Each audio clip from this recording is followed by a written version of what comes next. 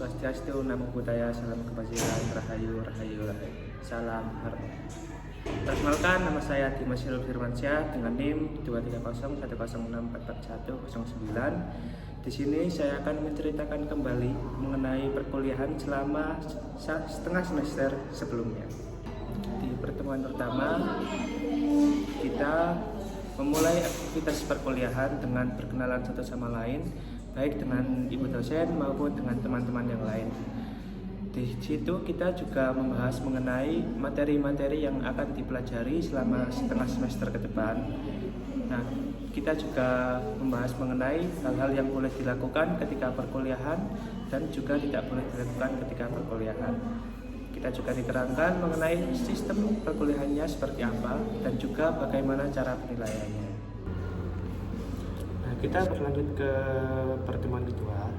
Nah, di pertemuan kedua, fokus pembelajarannya itu berfokus pada analisis proses pembelajaran PPKN di SD berdasarkan hasil observasi dan juga video yang dikaji oleh masing-masing kelompok.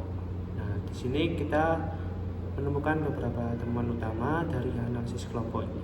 Nah, untuk yang pertama, setiap pembelajaran PPKN di SD itu mempunyai keunikan dan tantangan tersendiri.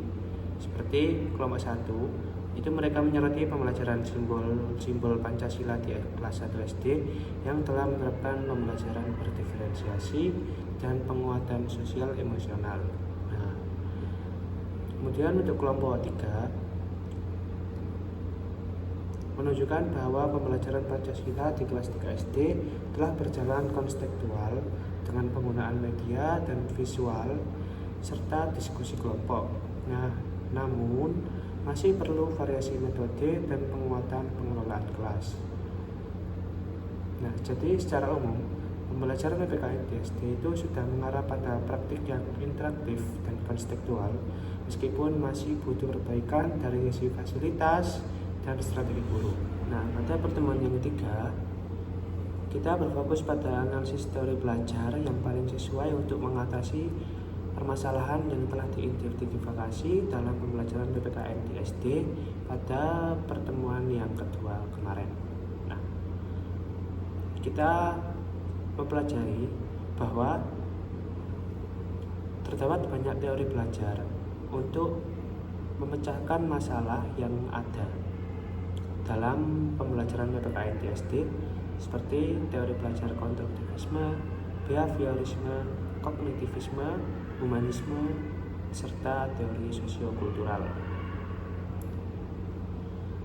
Nah, teori-teori ini itu kayak memberikan panduan agar pembelajaran tidak hanya menekankan pada hafalan, tetapi juga menumbuhkan pemahaman dan karakter siswa.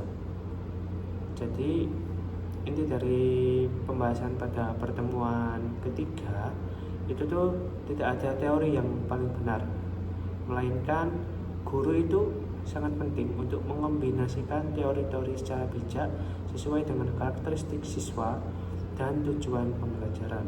Nah, adapun prinsip-prinsip seperti scaffolding dari Vygotsky, pengalaman nyata dari Piaget, dan pembelajaran bermakna dan rekonstruktivisme dianggap sebagai kunci agar nilai-nilai Pancasila benar-benar dihayati dan tidak hanya sekedar dihafalkan. Nah, pada pertemuan keempat, kita memindahkan fokus kita yang awalnya itu di teori ke implementasi praktis model, pendekatan, strategi, dan metode pembelajaran PPKN di SD. Nah, adapun untuk model dan pendekatan pembelajaran yang dibahas itu tuh pada kelompok 2 UNY, mereka memaparkan beragam model termasuk kooperatif, konstekstual, BBL, dan berbasis permainan.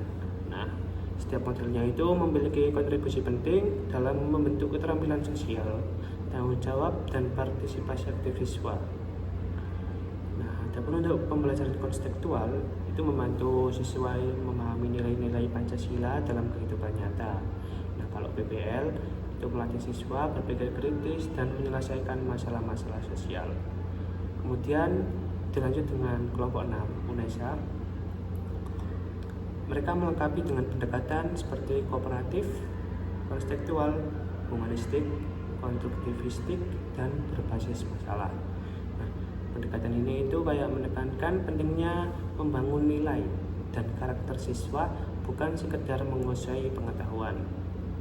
Nah, jadi untuk kesimpulannya di pertemuan keempat, nah gabungan antara pendekatan dan model ini itu menjadikan pembelajaran PPKN itu lebih relevan, aplikatif, dan berpusat pada siswa.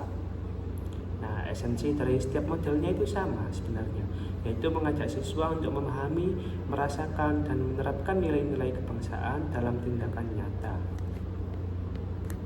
Nah, guru juga perlu untuk kreatif dalam memilih kombinasi strategi yang sesuai agar pembelajarannya itu tidak hanya efektif tetapi juga menyenangkan, tentunya juga bermakna.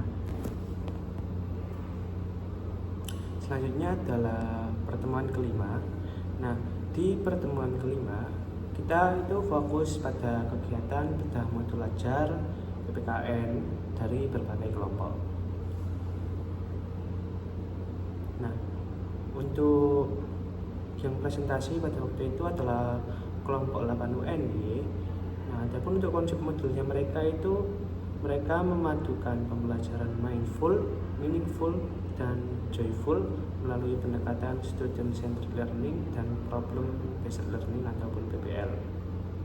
Nah, di mana aktivitasnya itu menyajikan kegiatan variatif seperti ceramah, diskusi kelompok, eksplorasi, dan penggunaan media digital ataupun visual.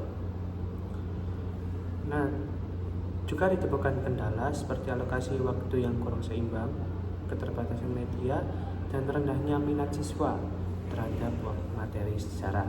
Nah, solusi yang ditawarkan itu mencakup penggunaan gamifikasi, pengaitan materi dengan kehidupan sehari-hari, serta pelatihan guru. Nah, untuk pemahamannya, penyusunan modul itu harus sistematis, fleksibel, menarik, dan mampu mengakomodasi keberagaman siswa dengan guru berperan sebagai fasilitator aktif. Kita langsung berlanjut ke pertemuan ke-6. Nah, di pertemuan ke-6 kita juga kan membedah modul ajar, namun bedanya dari pertemuan kelima itu kita membedahnya itu agak lebih dalam. Nah, di presentasi kelompok 1 UNESA, nah modulnya itu menggunakan pendekatan PBL yang mengajak siswa itu berpikir kreatif dan mengaitkan pembelajaran dengan kehidupan sehari-hari.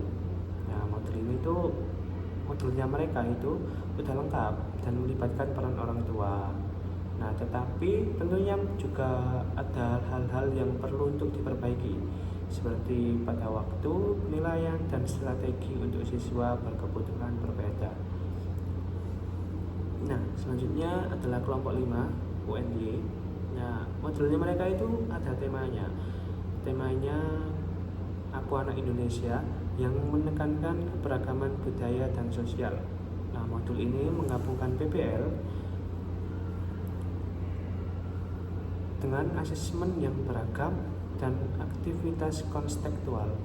Nah, ada kelemahannya, meliputi alokasi waktu, instruksi LKPD yang kurang rinci, dan kegiatan penutup yang monoton.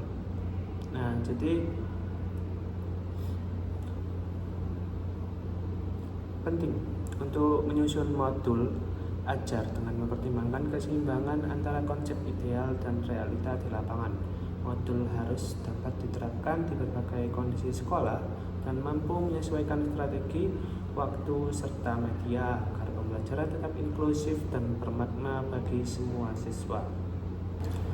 Nah, mungkin itu video penceritaan saya kembali mengenai materi yang telah dipelajari dari setengah semester ini.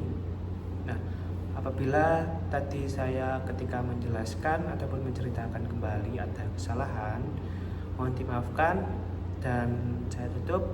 Wassalamualaikum warahmatullahi wabarakatuh. Salam harmoni.